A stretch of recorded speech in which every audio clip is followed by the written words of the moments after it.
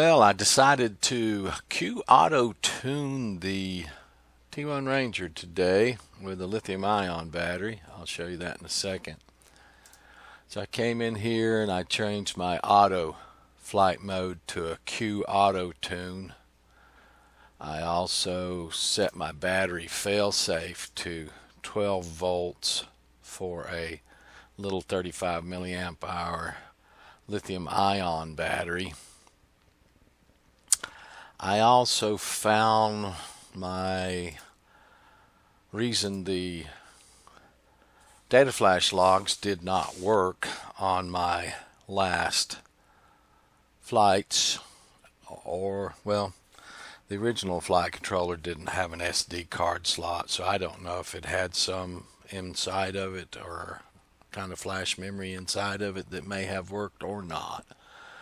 Because if you look here and we compare the original parameters on the that came out of the box and look at our log data here,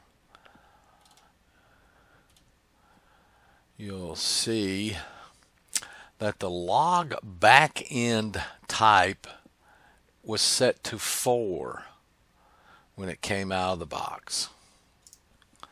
Also, Mr.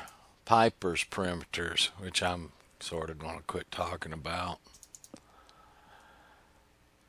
His logs,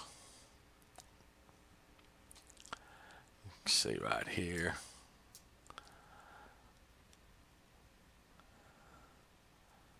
Whoops.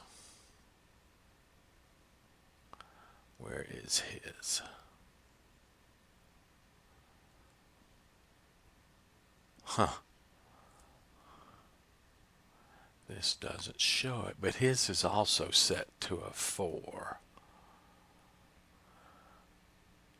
His bit mask is set differently too. This doesn't show his set as a 4. Let's go in a different way because I'm pretty sure his was. And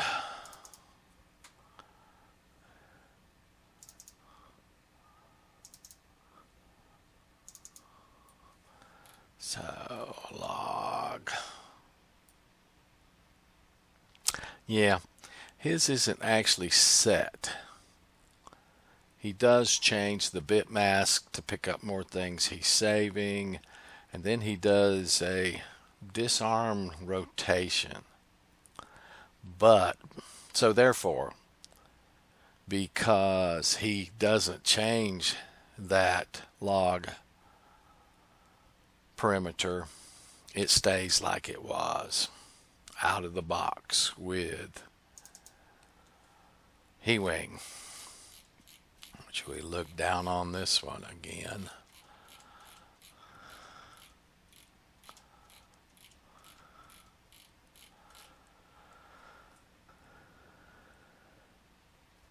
They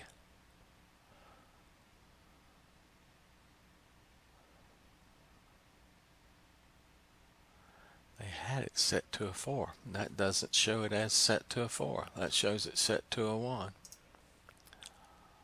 Oh, excuse me. That's not the original parameters. That's my parameters. Let's go LMNO. Right here. Log backend type. Set to a 4 by He-wing, because I always put the He-wing on it after I loaded it from scratch with defaults.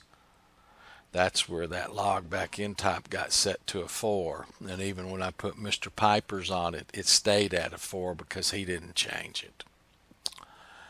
Which is why I wasn't getting telemetry logs when I flew, because if we look at that parameter,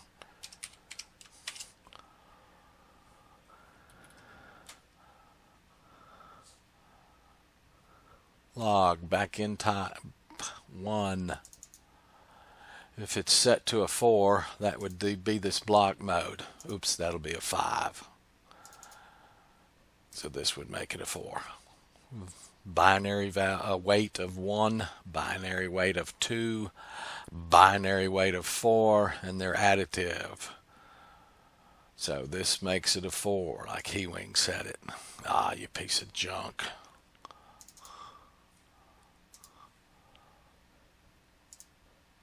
That's not changing, is it? There we go.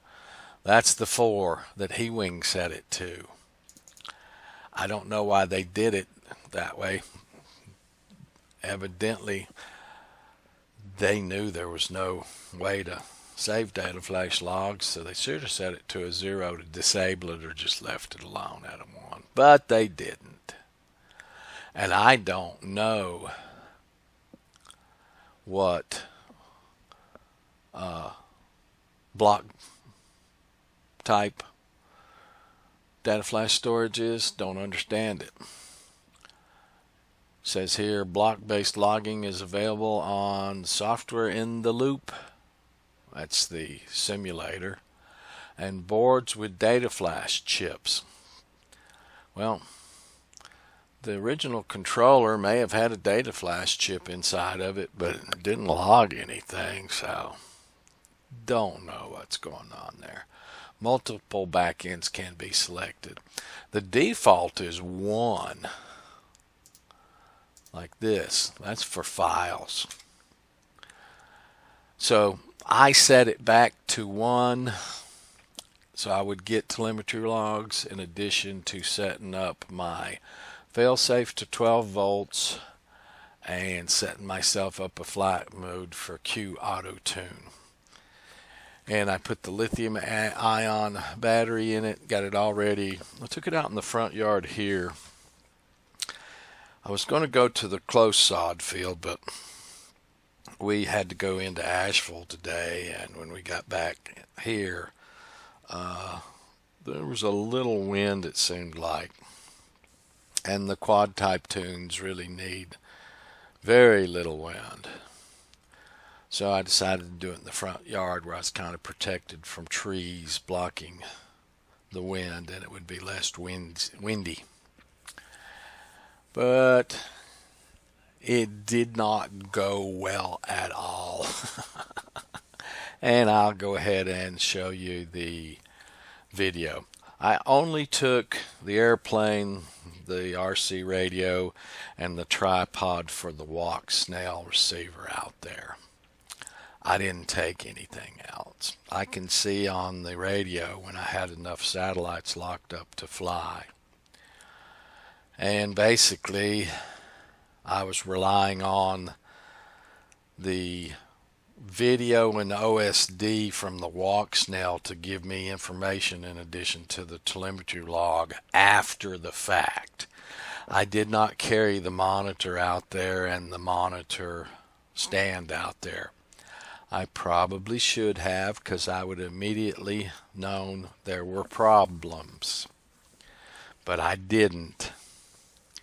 So let me go ahead and show you the actual flight and narrate it for you, and we'll see the failures here. So you can kind of see my tripod right there that's got the walk snail receiver on it. Again, that's all I took out. I probably wouldn't have had as much of a failure as I ended up having if I had taken out the monitor and stuff. But, you know, hindsight's 20/20. Let's go ahead and look at the flight itself. So I brought it up in QLoiter.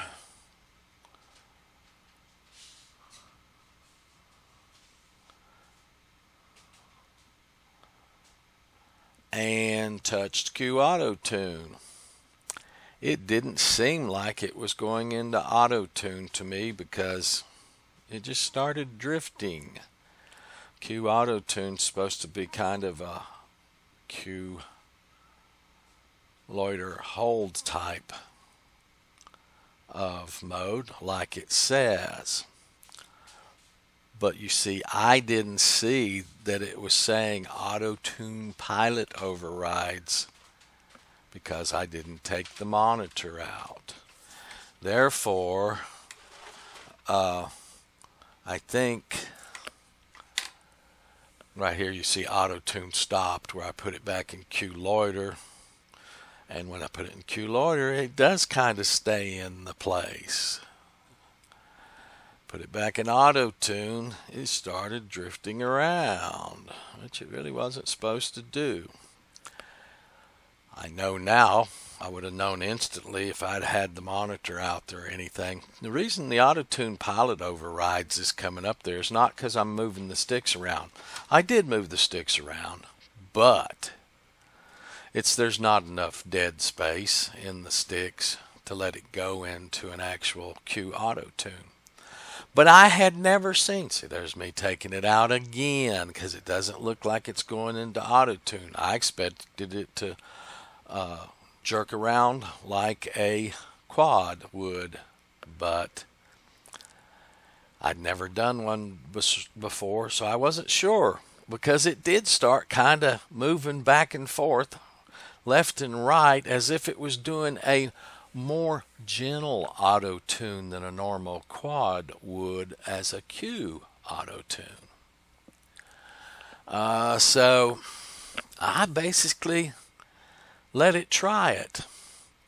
Now then, I wished also I had the monitor out there for the 15 amps of current it's pulling, because basically that was too much for the lithium-ion battery.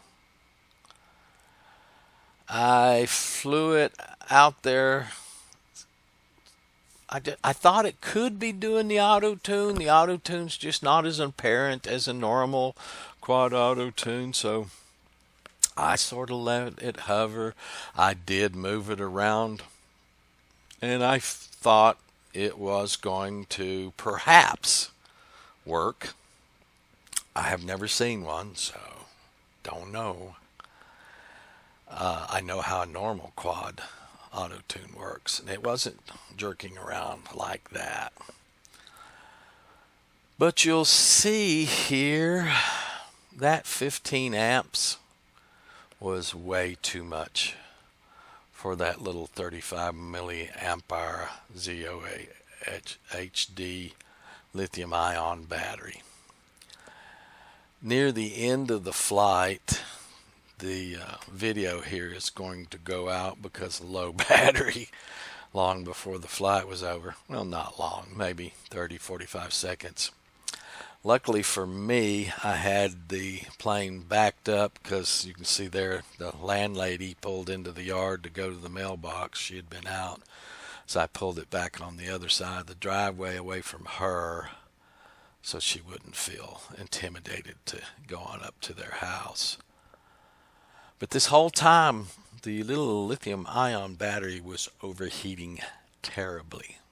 But I had no way of knowing that. If I had seen that it was pulling this much current, I would have been worried about it. So I got over there, and I was only about 3 foot in the air when the battery just gave out. And the thing fell to the ground from about 3 foot in the air.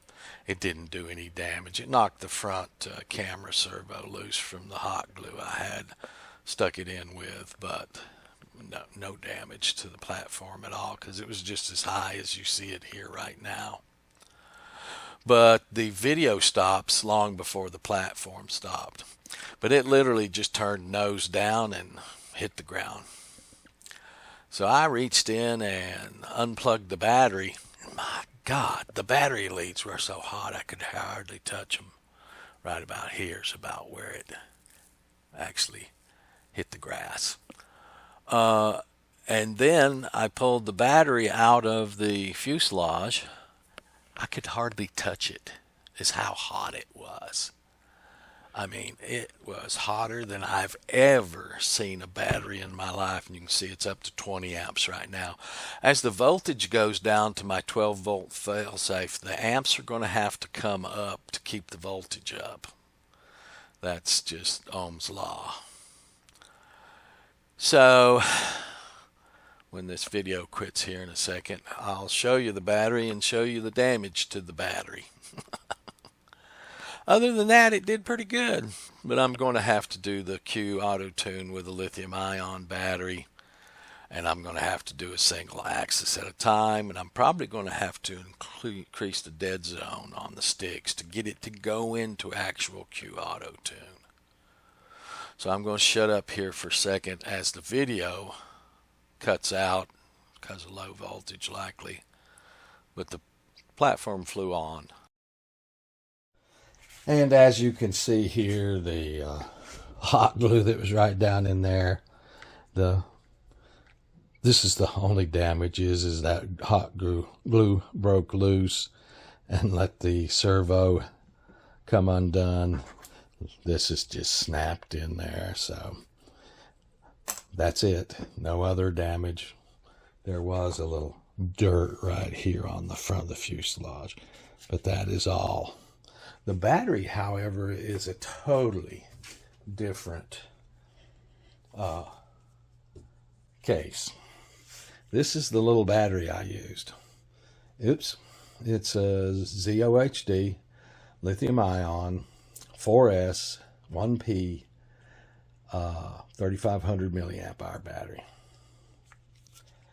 I think it got so hot that it melted some of the leads inside. That's how hot it was. Because if I put this battery tester on it now, you're going to see all 8.45, one cell 352, cell 2 352, cell 3 1.3, cell 4 353. So it looks to me like the third cell just completely melted down in the thing, and it's a bad battery now. Because if you hook it to the charger, it says there's connection broken inside of it. That's how hot it got. I know that a lithium-ion battery cannot take more than about 10 amps for very long at all. It doesn't seem puffed up, but I'm going to open it up, and there must be something damaged in there with cell 3. I'll never use this battery again. It's just not usable in my humble opinion. But boy, I have never, ever, ever, ever, ever in my life seen a battery that hot. Now, I knew that flying in quad mode with that battery was going to have to be a very short period of time. If the battery's up to power, it will be pulling only about 10 amps. That's a little much for that particular thing in this airplane. But if I could get it up in Q loiter, put it in airplane mode, it would drop down to half that and be fine, was what my thinking was. And coming into land with low voltage, I'd have to be really bring it in low, switch into Q loiter, and get it on the ground.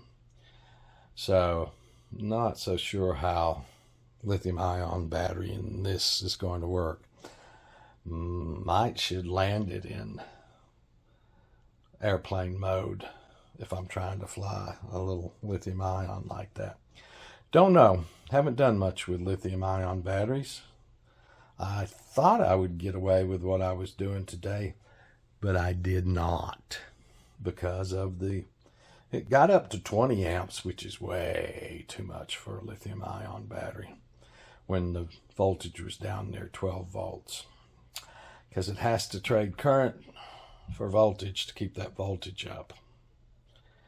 So, going to have to drop back, punt with this. Only thing I have to do is glue the servo back down, or fix it back down somehow. Pop my little plastic thing in, and it's ready to go again. And like I say, I'll have to use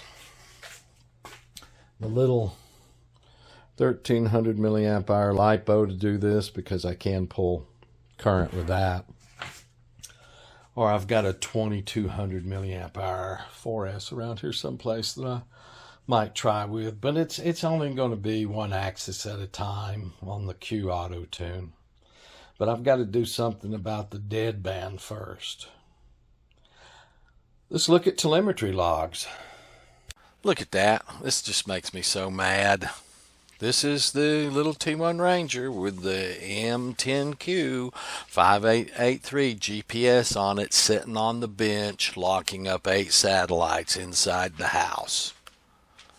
Just drives me crazy, those GPSs not working on the Slim and the Mini like they do on the full size. Actually, I didn't need to hook to the platform for looking at the data flash logs, but I did. And this is from today, and this would be the big one.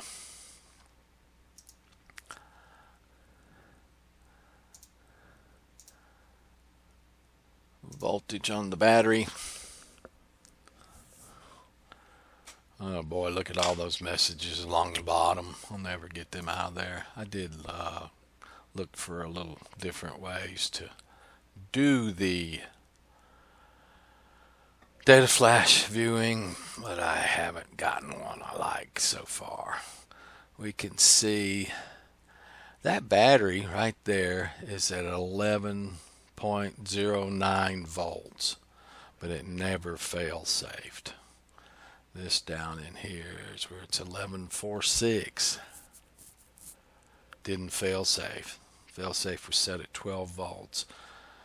Looks to me like it has to get a half a volt less than the fail-safe for 10 seconds. Let's see, where's this flight start? 11:02. It's 11:07, 5 minutes. That's not quite the end of the flight. Where it fell out of the sky is actually down in here. It did not fly for 9 minutes. Must have left the battery connected when I carried it in the house or something. But you can see, if I start pulling some of these out, here's Qautotune initialize, here's Qautotune turned back off, Qautotune restarted, Qautotune off, Qautotune restarted. Exactly what I told you I was doing out here. But boy, all this stuff at the bottom, never seen so many messages. Yeah, that's talking about the Qautotune pilot overrides active. In truth, they're not. I wasn't touching the sticks that much. They were at center a lot. Problem is there's not a big enough dead band in that I'm going to have to fix. That's about all we really need to look at in here. Rest of it won't make much difference.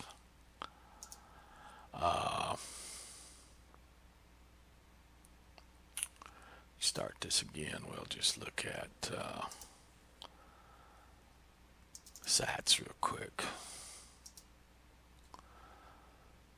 GPS.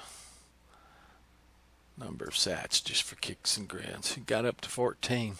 That GPS does pretty good. Gets out there and starts doing its thing.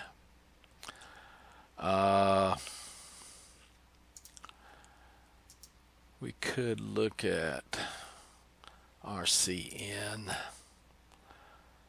channel 2. See, I was off the sticks a lot. This is totally off the sticks. There was some moving around because I had to keep it close. I think that's the roll channel, and this is the pitch channel. You can see there's a lot of off the sticks in here. There is some moving it around. I didn't want it to get out in the yard, and I did have to move it out of the way of the landlady when she came home. Throttle, yeah, I had to play with the throttle a little. But you can see I did keep it what should have been a dead band. So it pretty much failed. I'm going to have to drop back punt, retry it with a lithium polymer battery after changing my dead zones on the sticks, so it will actually go into Qautotune.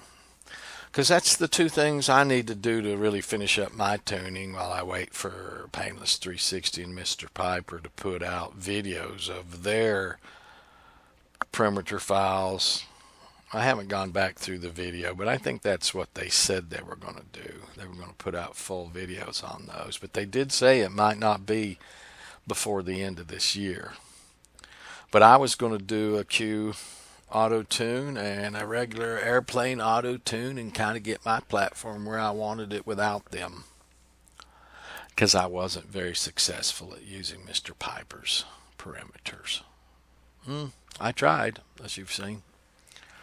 All right, guys, that's it for today.